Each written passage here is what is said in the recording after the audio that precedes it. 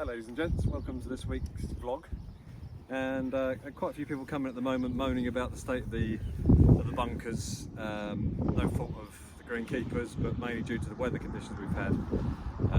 Obviously lots of water washing through the bunkers and giving us lies very much like this, sort of hard pan where the sand's been compacted with the wind, the rain, and it leaves us playing off what feels like and seems like a bit of concrete.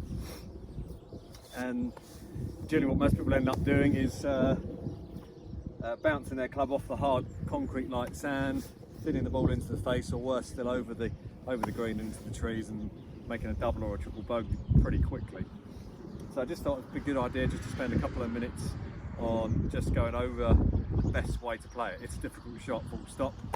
Try and avoid the bunkers, but if we can't do that, then the next best thing is to just try and make a couple of alterations to your setup mainly, and accept one or two things are going to happen with the shot in playing off this surface. The main part is how we adjust the club. So normally when I play my bunker shot, I would open the face up a touch to gain as much loft as I can on a green side shot like this, and that would mean that I'd get this nice bit of bounce showing, which is basically the back end of the club, the whole idea of a sand wedge. So normally on a nice fluffy lie, the club travels down underneath the ball into the soft layer of sand, hits the firm base of the sand, and that makes the sand wedge come back up after the strike and make sure our club keeps moving and pops the ball out onto the green. But as we know, in this instance, we haven't got a nice fluffy bit of sand. It's very hard. So what we need to do is get rid of that back edge bounce. We need to be cutting into that kind of concrete like sand with the front edge. Front edge comes in, cuts through the compacted sand, gets underneath the ball pops up, and because the firm sand anyway is firm, it's going to stop digging anyway. It will kind of bounce through. We might need to work on that a little bit on making sure that we keep accelerating through the shot, through that hard resistance of that compacted sand. But first of all, what I'm going to do here in the shot, but mainly for yourself, is explain a couple of things what happens when we do that. Once we get rid of that back edge bounce, obviously it's made the loft on my club face, or reduce the loft on my club face. So what I tend to do is choose my lob wedge, my 58 degree, which normally would be very open, and I square it up so it's playing very much the 58, maybe even 55 degrees, which is still a lot of loft. That enables me to get rid of this back edge bounce, allows me to cut into the sand, but still keeps that loft. Okay, so if you've got a 60 degree or 58 or a 62, then great, grab that. You'll generally have a lot less bounce on it anyway, and a lower, smaller grind to the sole. That enables us to get down into the sand, get rid of the bounce, get lots of loft, square up the face, and then when we come to play the shot,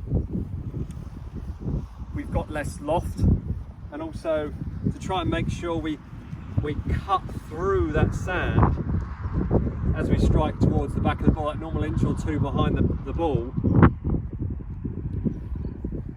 We've got to really try and make sure we go through it firmly. There'll be a lot of resistance there, a bit like playing a plug lie. Okay, so you're going to have to hit a little bit harder, and the thing you're going to have to accept is the ball will probably come out a little bit fiercer than normal.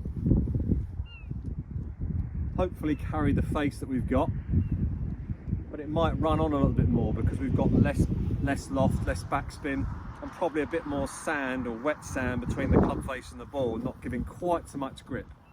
Okay, so here it goes. So I'm going to square that club face up, starts nice and square, ball middle, maybe just back of my stance so I can get that nice downward strike, but I'm going to still be quite firm and positive. There we go, so it's come out really nicely, very compacted sand, struck it nicely, ball's flown about 10 or so foot further than I'd like to, but I've got the strike, I've got underneath the sand.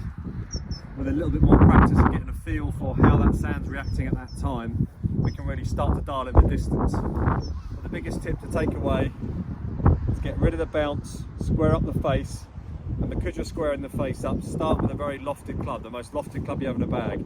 If you haven't got one, I suggest you come and borrow one. Try out 58 at 60, we've got plenty in stock to demo, and give that a go. Hopefully, with a little bit of practice, you'll start to get it out every time onto the surface and stop cutting it. Make sure you cut out those doubles and triple bogeys. Okay, hope that helps. Give it a try. Let me know how you get on. If you want any further help, then give us a shout in the shop, or push the button to book a lesson on the newsletter. Okay, happy golfing and see you soon.